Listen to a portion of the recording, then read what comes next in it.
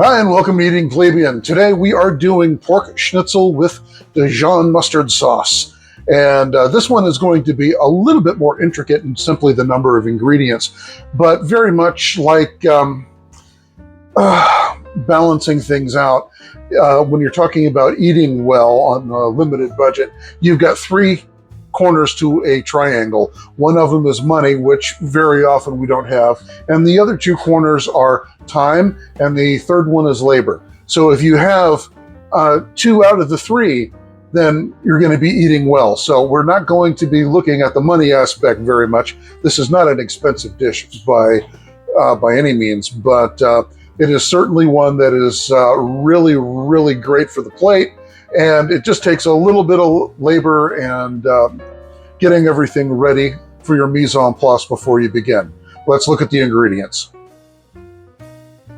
For the schnitzel itself, I've got 3 thick pork chops over here. I am going to be cutting these in half thickness-wise, so we'll actually have 6 portions that we have to hammer out using our meat mallet. No jokes. Also, with the schnitzel side, we have about a cup of flour. We're probably not going to end up using all of that, but sometimes it's helpful just to get everything covered up. I've got 2 eggs. I've got a cup of breadcrumbs. I usually don't use the Japanese breadcrumbs, panko, for this sort of food, but although I do like them for all sorts of things, regular breadcrumbs or Italian seasoned breadcrumbs is the way to go here. I have a 1/4 cup of grated Parmesan cheese, salt and pepper, and of course frying oil. Over on the sauce side, for that Dijon sauce, I've got 1 cup of chicken broth, a 1/2 cup of heavy cream, 2 tablespoons of all-purpose flour, 1 tablespoon of Worcestershire sauce, 2 tablespoons of regular butter. I'll be using a tablespoon of Herbes de Provence, and I've got 2 to 3 garlic cloves that are all minced up and ready to go in. And obviously we'll probably be using a little bit more of the salt and pepper on the sauce side.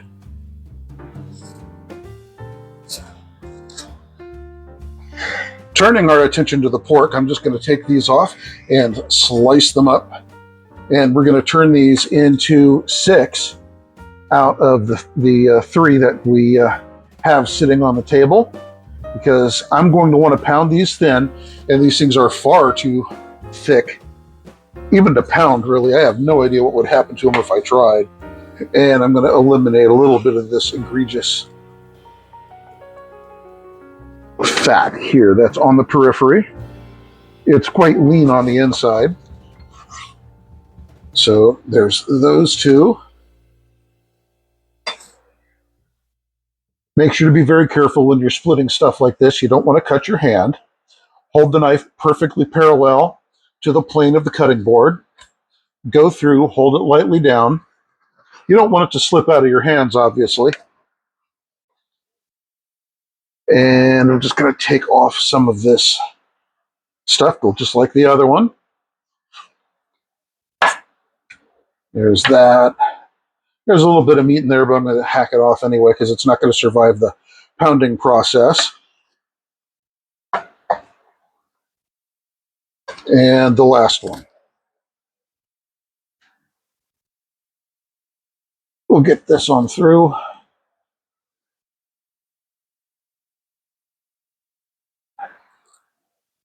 It's almost there. Come on, you.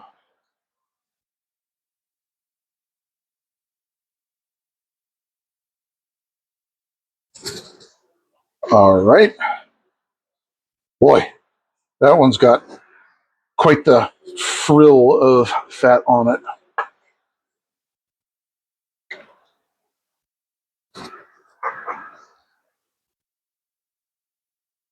I could actually save this for stuff later on if I wanted to. All right, I'm going to scoot these to the side just a little bit. Oh, actually, there's absolutely no reason I can't salt and pepper these right where they are. I've got enough real estate, I believe. Yes, we do. All right. So I'm just going to casually dust these. Salt and pepper, both sides. That's it. We don't need anything crazy. We just want to get these on here. And of course, they'll be sitting for just a couple of minutes while we take care of the final prep on the dredges. We're doing another 3-step dredge, which is dry flour, eggs, and we're going to be having the breadcrumbs over there that are going to be seasoned with the Parmesan cheese. So, all right, I'm going to have to wipe off my. I'm going to have to wipe off my pepper grinder again because I was touching raw pork with it. I'm dead serious when I'm talking about food safety here. We don't want cross-contamination, because if I touch that again, even after washing my hands, and then touch something that is raw or not meant to be cooked, you could get sick, and I do not want that at all. So, all right. So it's just this left hand that's been touching the pork.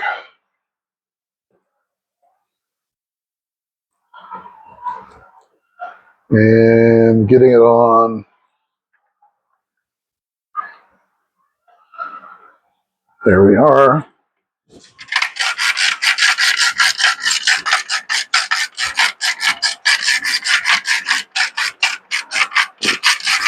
Just like that. Okay. I'm going to set that off to the side, make sure that the salt and pepper stays down here real well. And I'm going to clean up myself and my workspace real quick, and then we'll come back and look at the dredges. All right. I'm all cleaned up. Cutting board's cleaned up. Pepper mill's all taken care of. We can continue on.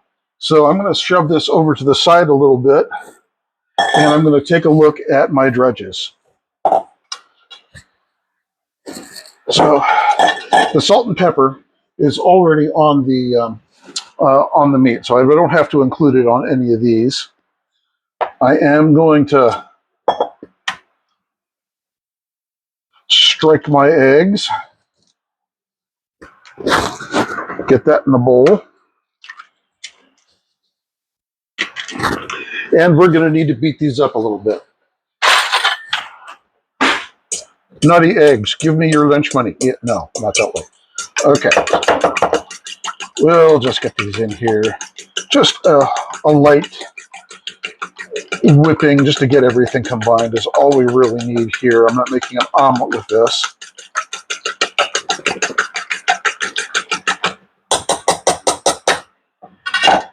So there's that. I've got my Parmesan cheese. The Parmesan cheese is going to be going right here into the breadcrumbs. We'll just get this homogenized slightly. Again, it's its distribution in here isn't holding the world on, but that's all right. So let me set up now for actually cooking the schnitzel. All right. After spending far too much time trying to locate my meat mallet, no jokes, I'm going to go ahead and I'm going to start flattening these things out. So I'm just going to use my flat side here, and it is spattering all over the place. Well, we want to get down to about 1/4 of an inch. And so I'm going to do something that is actually a little bit of a trick that can help that out. And I'm going over to my secret drawer of tricks and pulling out some plastic wrap. If we cover the pork, I should say, with the plastic wrap, we ain't got no problem no more. So we'll put that there. And now we continue on with our labors. And it shouldn't take much. There we go. There's one. You can see we're down quite a bit. So maybe about 3/16 of an inch is how far that is, I guess. That's all right. It's thin enough now. We will have to cook these in batches. I've got my really big saucepan, high-sided skillet that you've seen many times before on this show. But even that one isn't going to be able to handle the amount of area, cooking area, that I'm going to need to fry these things up.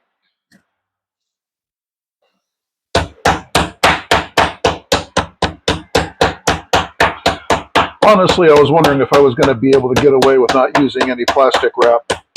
No. I had to go for it anyway. If you have problems with it tearing, by the way, you can also put a layer of plastic wrap at the base underneath it. And very often what happens is that when the meat is moving from the impact, it gets kind of caught and torn because of a rough surface. Putting the plastic wrap underneath it and over top allows it to move a lot more easily, and they won't tear or break as much if you're a little too enthusiastic. So there's that one.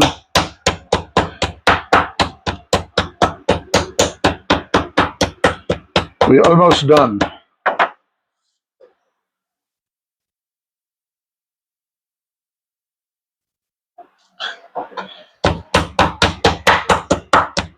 You owe me money. Where is my money?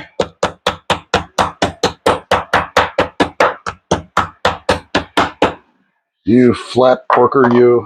There we go. Now, I need to move the camera because we need to see what's going to be going on in that skillet. So I'm turning this thing on. This is my largest burner to just under medium heat here. That's probably just a straight up medium for everybody else who doesn't have Mount Vesuvius in the middle of their kitchen. This thing produces an exceptional amount of heat for as far as stoves are concerned when you're talking about non-commercial devices. I've got my cooking oil. I'm going to use 2 to 3 tablespoons, and I'm going to go ahead and just get this warmed up.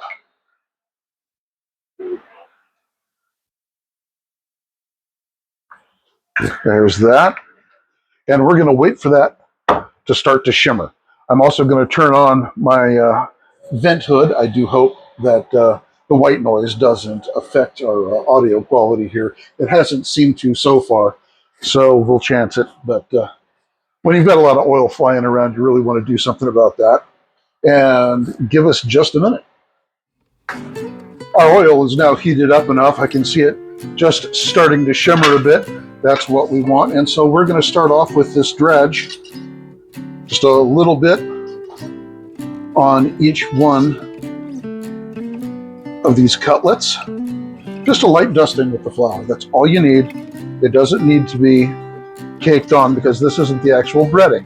This is what is a 2-piece element to combine the breading on, which is the breadcrumbs and the Parmesan. So I'm going to toss these a couple of times, and it's going to go into our skillet.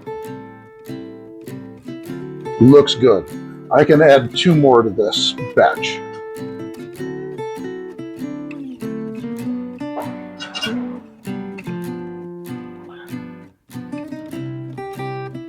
So I'll do this up in stages.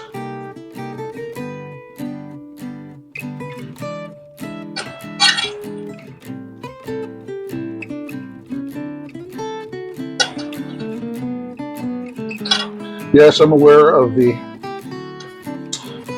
wet hand, dry hand technique. I just choose not to use it. I don't know why. I just usually forget about it. So in for this last one for this batch. And these are thin enough that it's not going to take that long. Make sure also that you're not cooking them too fast. You may need to reduce your heat a bit. Heat management. All right, there's this one.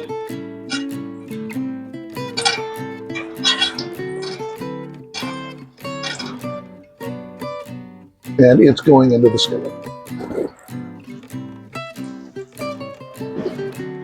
3 to 4 minutes, all we need per side.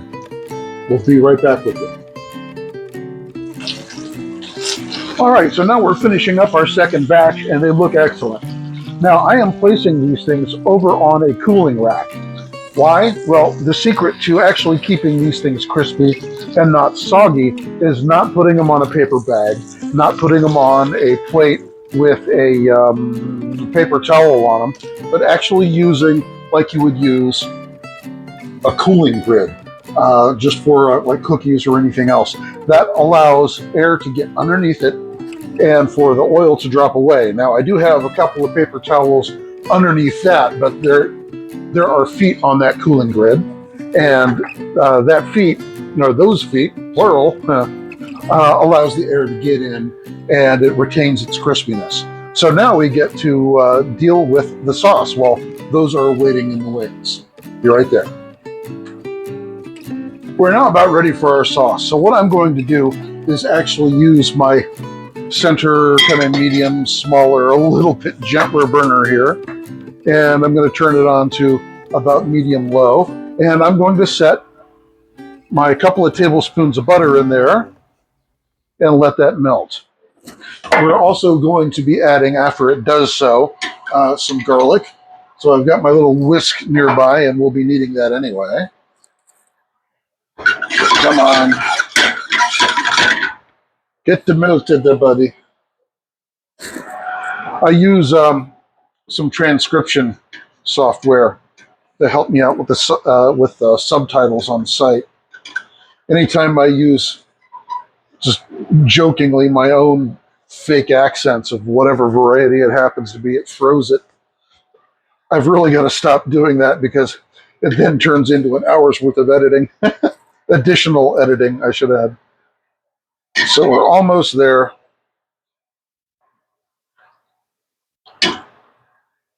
This is going to be using, for the most part, a flour and butter mix after I get the garlic sorted to take care of the thickening duties. Although we do have a half cup of heavy cream that is also going to help. So I've got that in. We don't need to keep this in here on its own very long. We just want to get it so we can smell the garlic. I'm already smelling that garlic. So really, that's all we need to do there. So now I'm going to add in our flour. We're going to cook it just for a minute. We do not wish to turn this into a gumbo roux. We just want it to give us some thickening potential, but with the added benefit of not being mealy or grainy, like raw flour. So it's not going to take long here. I want to make sure that I get all the little clumps out. The flour will definitely do that. So just pay attention to it. A little bit of attention goes a long way. All right, now I'm going to add in my chicken broth. I'm going to put this in little by little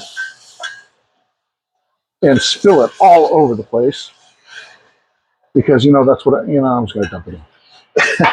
Do that slowly, but since I did it that way, I now have to make sure even more that I get all of the clumps out.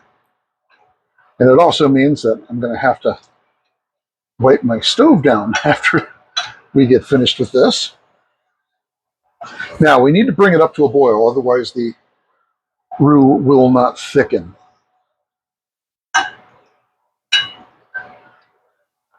But at the same time, I also don't want to scald or burn my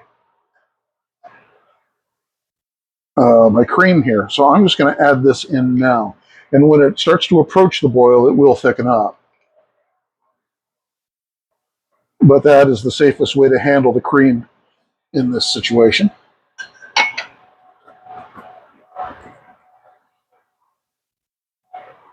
I'm also making mashed potatoes and peas here.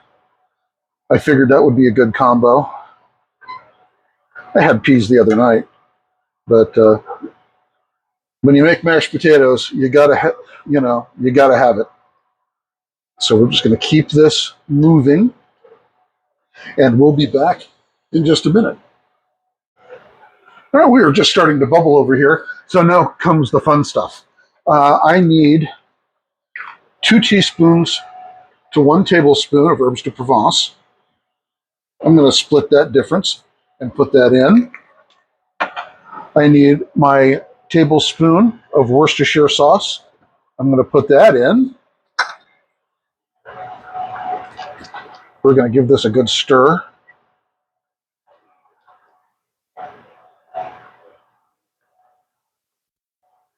There we are. And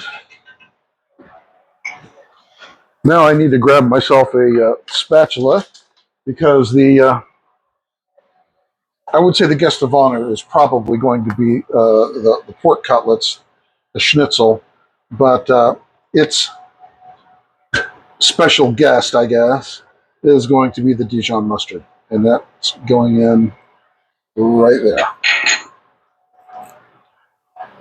Now that we have all of those aromatics and those bright colors in here, now is when we want to check to see how much, if any, salt and pepper we want to place in. The reason for that is because there's going to be some amount of sodium in the broth itself.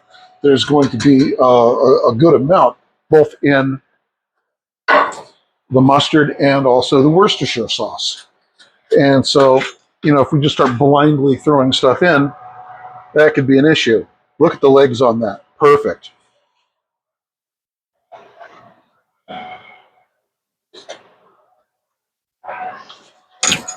Yeah, so it's definitely going to need some salt and pepper, but not as much as you probably expect. I'm going to put in about 1/4 to 1/2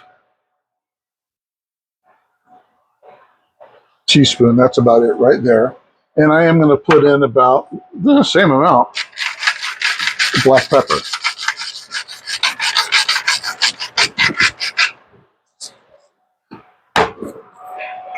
And give that another stir.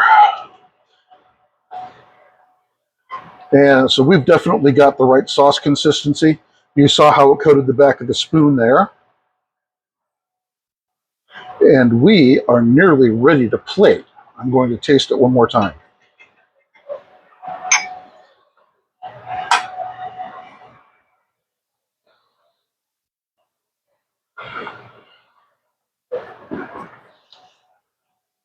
Oh, that's great. That's a real zing to it right there as well. I'm going to cut the heat to that, cover it. I'll be using this in just a second, so I don't have to worry about very slow simmers. But I need to get ready to plate, and I'll join you in just a second. Now that we've got everything taken care of, now it's just time for presentation. I've got the things all dished out, and I'm just going to put a little line down here. And if I have any, I'll probably put, let me see, some parsley flakes on here. That would also work perfectly well. But anyhow, this is how we prepare it. I hope it really works out for you. Thanks once again for joining us here at Eating Plebian with our pork schnitzel and mustard sauce. And this is just one of those classic German recipes that you'll find in and around the Midwest if you're there. And if you're not, well, imported, I guess. Thanks again, and please do me a favor. Hit that like and the subscribe button. It does me a whole lot of good. This is a new channel. There's a couple of big humps that I need to get over in terms of getting my content out there. And I think I do this not for any sort of money, because, it ain't there. But I think people actually need it because they don't have the money either. And with today's economy, restaurant bills, takeout expenses, all the rest of that, we got to start chopping somewhere. And if you can eat like this without having to spend that money, then I think I've been successful in that. Thanks again. Welcome to Eating Plebian, and I hope to see you next time.